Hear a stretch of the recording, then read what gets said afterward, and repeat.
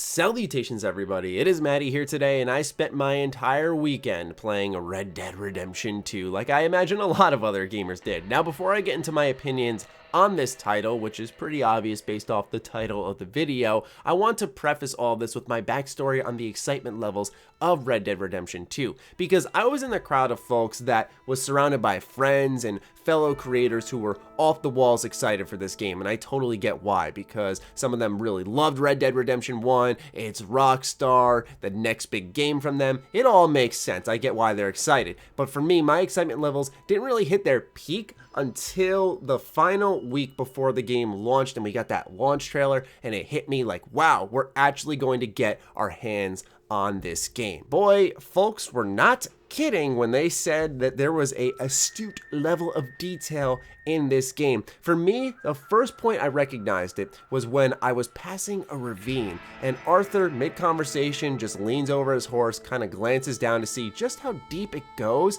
and then continues on with the conversation, all organically in the world. The way you interact with things, the tipping of the cap, talking with folks, it's all a very natural feeling game. It truly feels like a actual world you can enter and be a part of. And I know we've said that about so many games in the past. We hear it quite often in reviews when games get their universes just right. But Rockstar has managed to hit a level of realism while still making it feel like a video game where it's so easy to get immersed. I feel like everyone could share separate stories of just goofy stuff that's happened to them while playing. Now mind you, the gameplay you're watching in the background, it's all optional mission stuff, so nothing will be spoiled for you. I'm not even going to talk about the main story other than I'm very invested by its characters. I love the way that they are fleshing them out. My curiosity is there. But I've just spent my time roaming this world and letting things unfold in front of me. When I'm going from point A to point B, I find out there are a bunch of bandits just sitting there waiting to rob me. And I'm like, oh shit, like what do I even do at this point? Do I manage to defuse the situation? Do I have to shoot them all? And it turned out to be a firefight. I was peacefully exploring the world. I saw a man struggling to clean his horse and he got kicked in the head by his horse and died. I mean, things just happen in this world, and it never ceases to amaze me because sometimes they're downright funny like that, but other times you just get mixed up in other people's problems. You're simply passing by and you just get wrapped up in all of it, like a stagecoach robbery. And I take out the true bad guys who are threatening this man, but since I was caught a little bit later on while I was looting next to a bunch of dead bodies with a gun on me, the sheriff and his friends decided to come after me. So I feel like there are just so many stories you can really share with this game, but it also has a fantastic sense of humor. I mean, there was a mission where I put dynamite in a manure pile, folks, and I blew it up and told the guy he just had an actual shit shower. And then we ended up having a face-off where I had to quick draw him and take him out right there on the spot. I mean, these are only things that can really happen in Red Dead Redemption 2. Now, it's not just the funny stuff, because I feel like I've been focusing a lot on the goofiness of the game. It's just nice to have fun in the universe, but still have it feel grounded. Like, they're not doing anything outlandish or immersion breaking to have those funny moments. It all makes sense in universe. I think a big part of what's grabbing folks with this game is the interaction that you can have in this title. It's not just Arthur talking to a NPC in the world, because you can choose to greet them, you can choose to antagonize them, you can choose to rob them, and no, it's not this RPG level conversation system where you're questioning them about their backstory and stuff, but the way that there is player agency where you can choose how these separate little interactions go down, and they can branch out into their own little paths where once again every player is going to have a different experience. It's truly something special. A great example of this is actually when I was figuring out the controls, which I'll get into in a little bit, and I accidentally kicked a box while riding by. Now, I was put on the wanted list for vandalism. So I chased down the guy who was about to report me to the sheriff, and I'm like, hey man, let's just relax here. You don't have to report me for this. It was just an honest mistake. He starts getting fed up with me trying to stop him. We end up throwing hands. So I knock his ass out, and then someone else sees me knock him out. So now I'm being charged with vandalism and unarmed assault.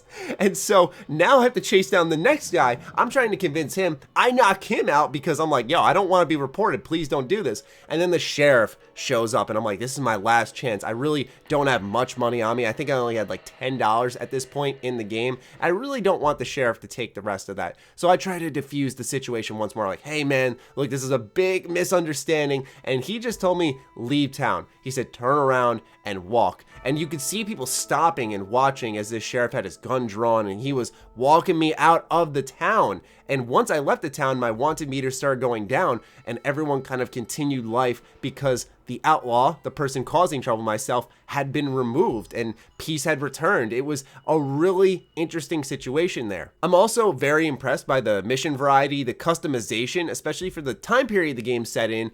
You never really see developers go too crazy with that, with cosmetics and augmentations that you can put on weapons or your clothing that actually affect the gameplay, but are true to said time period. It's very hard to come across that, but Rockstar nailed it where it feels like there's short-term goals you can yearn for when it comes to your weaponry, and also long-term goals. There's also different types of clothing. There's just so much life to this world. It's absolutely crazy what they've done here. And this is coming from someone who is more of the Rockstar fan that adores Bully and, has enjoyed their GTA and Red Dead, but absolutely is obsessed with Bully. So for me to be kind of fanboying about this game and freaking out about it is something that I didn't really expect to do. I thought like, okay, this would be a good game, but I mean, it's really blown me away. When I sat down to get gameplay for this video, because I had just been playing for my own leisure and not really focusing on content, I just had my legs kicked up, and I was like, all right, I gotta get some gameplay because I need to talk over something. And then I realized all of a sudden it was 3 hours later, I got so wrapped up in what I was doing, going mission to mission. It's hard to find the words sometimes, man. I feel like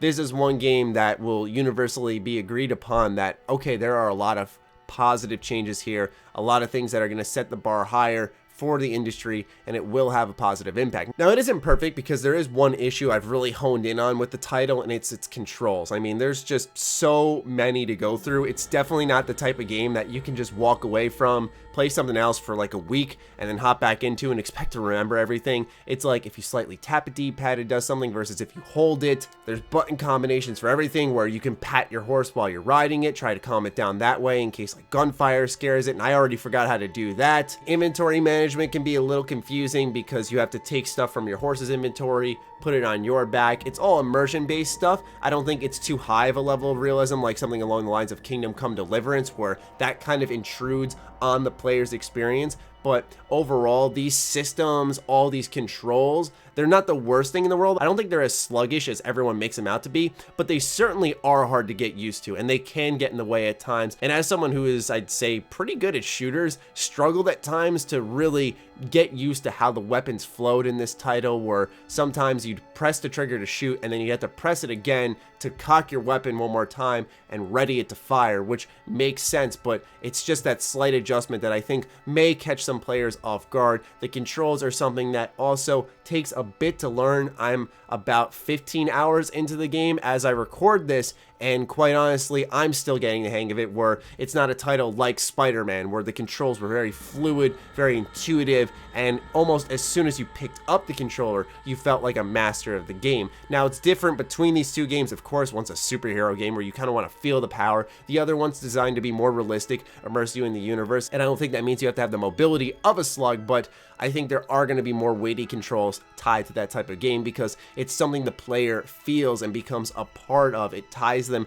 to the game in a way. So I'm not making excuses because I'm personally not a huge fan of it, but I don't think it's the end of the world. And if that's the worst problem that Rockstar has with this game, then I'm really thinking they're in a good spot, because they've made a tremendous product here that doesn't ask for your money at any point in time. It is a $60 game, but there aren't microtransactions involved. I think that's going to be saved for Red Dead Online. We shall see, but I am planning on doing a full review for this game at some point in time. Since I'm really taking my time with it, it's the first game in a really long while that I can ever think of where I'm not feeling pressed with content on it. I have my own content plans right now to focus on. I'm just playing it for myself and enjoying it for myself. So the review won't be out for a long while. In fact, with this time I have with the title, I may just wait to do a full combined review of the single player game and the online component, put it all together in one gigantic review and have that out sometime by December, because quite honestly, I feel that's the most fair way to review the entire package. I'm not saying that reviews are incomplete for the game because no one touched Red Dead Online,